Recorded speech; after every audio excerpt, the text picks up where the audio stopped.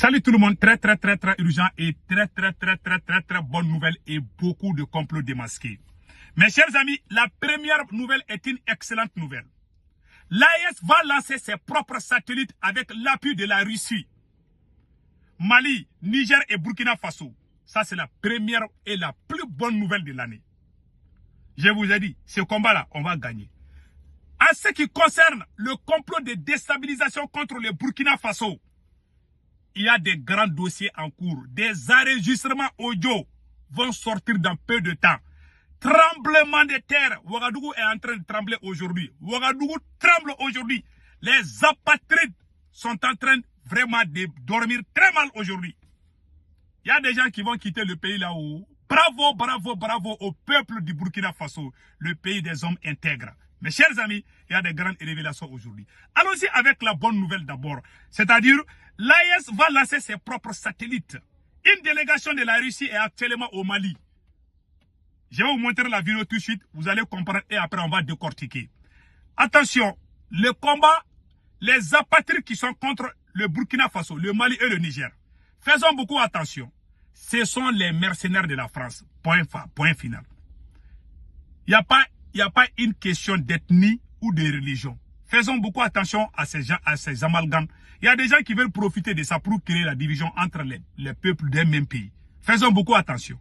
Ce n'est pas une question de religion ou de tel. Non. C'est pas les djihadistes. Ce sont les mercenaires, les criminels. Point barre. Donc, écoutons la bonne nouvelle. Voilà, l'AES va lancer ses propres satellites. Avec l'appui de la Russie, Mali, Niger, Burkina Faso, je vous laisse écouter. Fédération des États du Sahel, dans la perspective de renforcer ses bases. Les questions sécuritaires sont prises très au sérieux, surtout au niveau de nos trois frontières, d'où l'impérieuse nécessité d'avoir une réelle vue d'ensemble du maillage territorial. Cette audience avec le président de la Confédération de l'AES s'inscrit dans ce cadre. Des ministres AES et le partenaire russe sont venus présenter les projets d'envergure pour l'avenir sécuritaire de notre espace commun. Notre rencontre porte sur la nécessité de déployer deux types de satellites. Le premier, c'est les satellites de communication qui va assurer l'Internet, la télévision et la radio. Le deuxième aspect du projet, c'est la constellation de deux satellites. Le premier est un satellite opto-électronique qui va nous permettre d'avoir des imageries satellitaires pour permettre à tous les secteurs de développement d'avancer sur la production, sur la santé, sur l'éducation, et sur la sécurité et la défense, et même le contrôle de nos frontières. Et la deuxième partie, le deuxième satellite de constellation concernera les radars de détection en matière de sécurité, en matière de prévention des catastrophes et de la gestion des catastrophes et de tout type de problèmes sur le sol. La troisième partie de ce projet porte sur la formation des experts. Voilà. Nous venons d'être reçus par le président qui nous a soutenus et qui a demandé à ce que ces experts soient formés tout de suite. Parallèlement à l'installation du projet, il faut que les experts de nos trois pays soient tout de suite pris en charge par la partie russe afin de nous permettre à terme d'avoir les compétences, l'autonomie et la souveraineté par rapport à la gestion de ces satellites. Donc nous sommes sortis satisfaits du soutien du président qui nous a encouragés, qui a manifesté sa détermination à nous accompagner au nom de ses pairs du Niger et du Burkina dans ce projet et qui a demandé à ce que ce projet soit mis en place très rapidement pour le bien de nos populations et de nos pays. Ilia Tarasenko est le directeur général de GLAV Cosmos, une filiale relevant de Roscosmos. À se dire, sceller ce partenariat relève d'une importance capitale en reconnaissance des bonnes relations de coopération qui lient la Russie et les pays de la Confédération de l'AES. Voilà.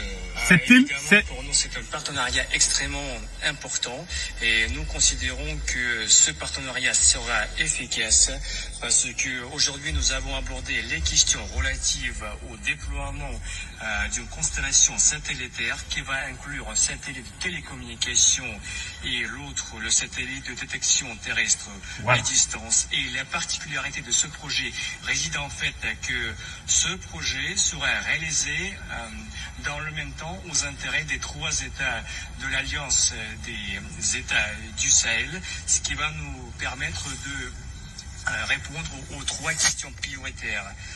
Tout d'abord, ça va permettre de contrôler et d'assurer l'observation et la sécurité aux frontières de tous les 3 États membres de l'Alliance des États du Sahel.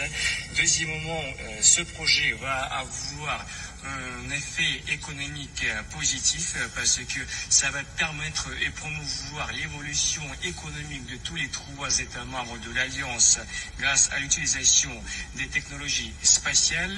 Et troisièmement, ça va simplifier le règlement des aspects financiers parce que ce projet sera réalisé aux intérêts des 3 États membres de l'Alliance dans le même temps.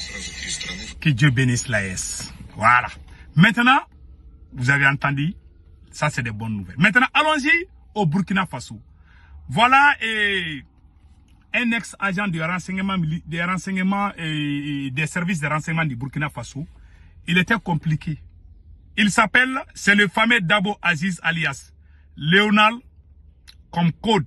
Voilà un agent de renseignement de l'ANR payé par les contribuables burkinabés. Au lieu de renseigner sa patrie pour l'épargner des groupes armés terroristes, c'est le contraire. Le monsieur préfère renseigner, il préfère renseigner les terroristes pour déstabiliser sa patrie, les Burkina Faso. Les voilà. Un agent de renseignement. Ça fait mal, hein? Ça fait très mal.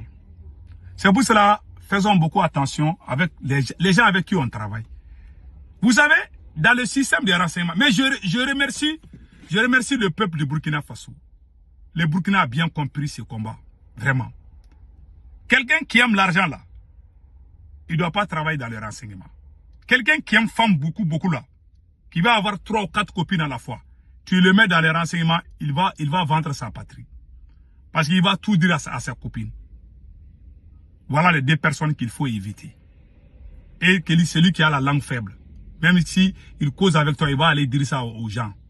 Voilà, ces 3 personnages-là ne doivent pas travailler dans le renseignement. Voilà, entre autres. Ce qui m'a beaucoup impressionné, lui, il travaille aux Nations Unies. Le voilà ici. Voilà, il s'appelle Colonel Zala. Depuis le système des Nations Unies, c'est lui qui planifie tout pour la réussite du complot au sein du système des Nations Unies. Il a même proposé l'arrivée des casques bleus en cas d'affrontement entre la population et les comploteurs. Le voilà ici. Il travaille aux Nations Unies au compte du Burkina Faso. Lui aussi, il fait partie des complices des terroristes. D'après ce que les autorités burkinabées ont amené comme preuve. Voilà. Donc, voilà entre autres. Les enregistrements audio là vont sortir dans quelques jours. Ah, les pays là, vraiment, le Burkina est doux. Oh, je suis content.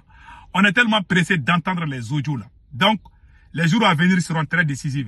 Il y a déjà tremblement, il y a des gens même qui commencent à tremper même sous le ventilateur, d'après certains de mes frères burkinabés. Donc, vraiment, nous sommes de cœur avec le capitaine Ibrahim Traoré, nous sommes de cœur avec le peuple du Burkina Faso. Ce combat que nous menons est un combat de libération.